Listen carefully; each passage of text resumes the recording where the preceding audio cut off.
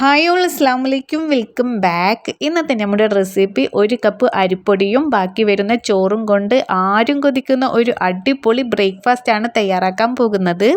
നമ്മുടെ വീട്ടിലൊക്കെ ബാക്കി വരുന്ന ചോറ് നമ്മൾ സാധാരണ എന്താ ചെയ്യാറുള്ളത്? ഒന്നെങ്കിൽ കളയും, അല്ലെങ്കിൽ ഉച്ചക്ക് വീണ്ടും ചൂടാക്കി കഴിക്കും. പക്ഷേ രാവിലത്തെ തിരക്കിനിടയിൽ പെട്ടെന്ന് എന്തെങ്കിലും ഹെൽത്തിയായി ഉണ്ടാക്കണം എന്ന് വിചാരിക്കുന്നവർക്ക് ഇതൊരു ഉഗ്രൻ ഓപ്ഷനാണ്. അപ്പോൾ നമുക്ക് നേരെ റെസിപ്പിയിലേക്ക് കടക്കാം.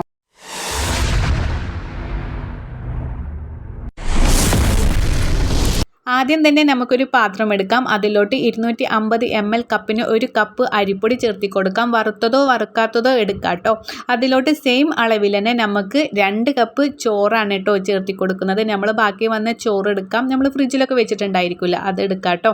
അതിലോട്ട് ആവശ്യത്തിന് കുറച്ച് ഉപ്പ് ഇട്ട് കൊടുക്കുക. അപ്പോൾ നമ്മൾ എത്ര അരിപ്പൊടിയാണ് എടുക്കുന്നതെങ്കിൽ അതിൻ്റെ ഡബിൾ നമ്മൾ ചോറ് എടുക്കണം കേട്ടോ. അത് നിങ്ങൾ ശ്രദ്ധിക്കുക. നമ്മൾ വെള്ളമൊന്നും കൂട്ടാതെയാണ് ഇത് ബ്ലെൻഡാക്കി എടുക്കുന്നത്.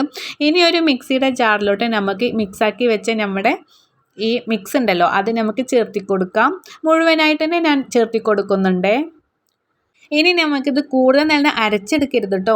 ജസ്റ്റ് ഒന്ന് ക്രഷ് ചെയ്തെടുക്കേണ്ട ആവശ്യമുള്ളൂ. അപ്പോൾ നമുക്ക് ക്രഷ് ചെയ്തെടുത്താൽ ഇതുപോലെ ആയിരിക്കും കേട്ടോ നമുക്കിതാ മാവ് വരുന്നത്. നമ്മൾ കയ്യിൽ ഇട്ട് കൊടുത്താൽ നമുക്ക് ജസ്റ്റ് ഒന്ന് ഇങ്ങനെ ബോൾസായി വരണേ, അതിന് വേണ്ടിയിട്ടാണ് കേട്ടോ. അപ്പോൾ കൂടുതൽ നിങ്ങൾ ബ്ലെൻഡാക്കി എടുക്കരുതേ. ഇനി നമുക്ക് ഇതൊരു പാത്രത്തിലോട്ട് ചേർത്തി കൊടുക്കാം.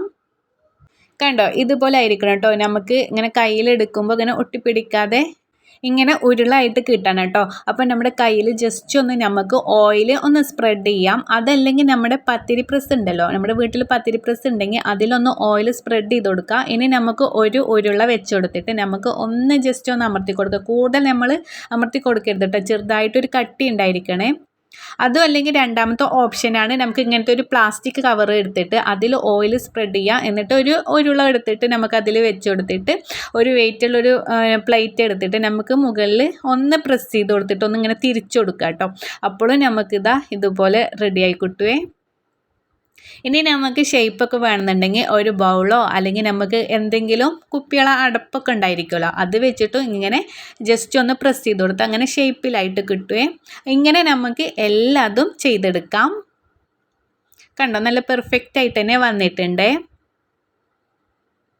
അപ്പോൾ നമുക്ക് ഇത് എല്ലാതും ഇങ്ങനെ ചെയ്തെടുത്തിട്ട് നല്ല ചൂടായ ഒരു തവിയോ ഒരു പാൻ എന്തെങ്കിലും വെക്കുക കേട്ടോ. അതിലോട്ട് നമുക്ക് കുറച്ച് ഓയിൽ ഒഴിച്ച് കൊടുത്താൽ മതി. 1-1.5 സ്പൂണോളം ഓയിൽ ഒഴിച്ച് കൊടുക്കാം. ഇനി ഇത് ഓപ്ഷനിലാണ് കേട്ടോ. ഓയിൽ ഒഴിക്കാതെയും നമുക്ക് ചുട്ടെടുക്കാം. അതല്ലെങ്കിൽ നിങ്ങളടുത്ത് നെയ്യ് ഉണ്ടെങ്കിൽ അതും ചെയ്ത് കൊടുക്കാം കേട്ടോ. അപ്പോൾ ഒന്നും കൂടി ഓയിലായിരിക്കുമ്പോൾ നമുക്ക് ടേസ്റ്റ് കൂടുവേ.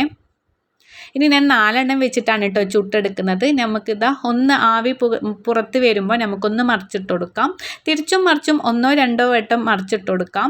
ഇനി ഒന്ന് ചൂടായി ചെറുതായിട്ടൊരു ബ്രൗൺ കളറൊക്കെ ആയി വരുവേ. അങ്ങനെ ആയി വരിക്കുമ്പോൾ നമുക്ക് നമ്മൾ തവിയോ എന്ത് വെച്ചിട്ടാണെങ്കിൽ ഒന്ന് പ്രസ് ചെയ്ത് കൊടുക്കാം കേട്ടോ. അപ്പോൾ ചെറുതായിട്ട് ഇങ്ങനെ പൊങ്ങി വരും.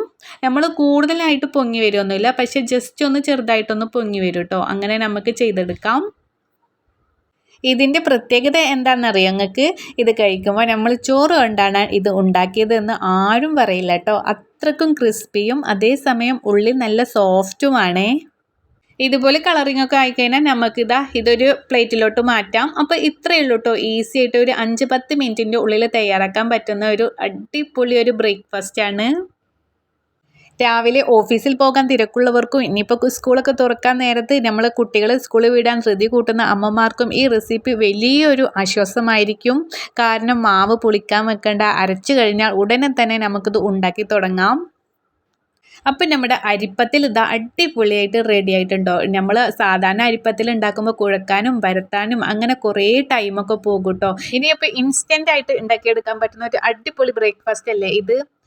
പുറത്തൊക്കെ നല്ല ക്രിസ്പി ആയിട്ടും അകത്തെല്ലാം സോഫ്റ്റ് ആയിട്ടും കേട്ടോ. ഇതാ കട്ട് ചെയ്തിട്ട് കണ്ടില്ലേ, നന്നായിട്ട് തന്നെ നമ്മൾ വെന്തിട്ടുണ്ട് കേട്ടോ. നിങ്ങൾ വെന്തിട്ടുണ്ടായിരിക്കില്ല വിചാരിക്കും, നല്ല അടിപൊളിയായിട്ട് വെന്തിട്ടുണ്ട്. കുറച്ചും കൂടി 10 മിനിറ്റ് കൂടി കഴിഞ്ഞാൽ നമുക്ക് ഇതെല്ലാം സോഫ്റ്റ് രൂപത്തിൽ ഒന്നും കൂടി സോഫ്റ്റായി വരും കേട്ടോ. ഇങ്ങനെ ചൂടോട് കൂടി കഴിക്കാൻ അടിപൊളി ടേസ്റ്റാണ് കേട്ടോ. പക്ഷെ ഞാൻ ഇതിൽ കുറച്ച് കടലക്കറി ഉണ്ടാക്കിയിട്ടുണ്ട്. അപ്പോൾ കടലക്കറിയുടെ ലിങ്ക് ഞാൻ താഴത്ത് ഇടാം കേട്ടോ. എന്ന് വെച്ചാൽ തേങ്ങയൊന്നും അരക്കാതെ നമുക്ക് നല്ല കുറുകിയോട് ചാറോട് കൂടിയിട്ട് ഉണ്ടാക്കാൻ പറ്റുന്ന ഒരു ഈസി ആയിട്ടുള്ള ഒരു റെസിപ്പിയാണേ. അപ്പോൾ എല്ലാവരും മസ്റ്റ് പോയിട്ട് ഒന്ന് കണ്ടു നോക്കണേ. അപ്പോൾ ഇത്രയേ ഉള്ളൂ നമ്മുടെ ഇന്നത്തെ സിമ്പിൾ ബ്രേക്ക്ഫാസ്റ്റ്. ബാക്കി വന്ന ചോറ് കൊണ്ട് ഇത്ര പെട്ടെന്ന് ഇത്രയും രുചിയുള്ള വിഭവം ഉണ്ടാക്കാമെന്ന് ഇപ്പോൾ മനസ്സിലായില്ലേ? എല്ലാവരും വീട്ടിൽ ഇതൊന്ന് ട്രൈ ചെയ്ത് നോക്കിയിട്ട് നിങ്ങളുടെ അഭിപ്രായങ്ങൾ താഴെ കമൻറ്റ് ചെയ്യാൻ മറക്കരുതേ.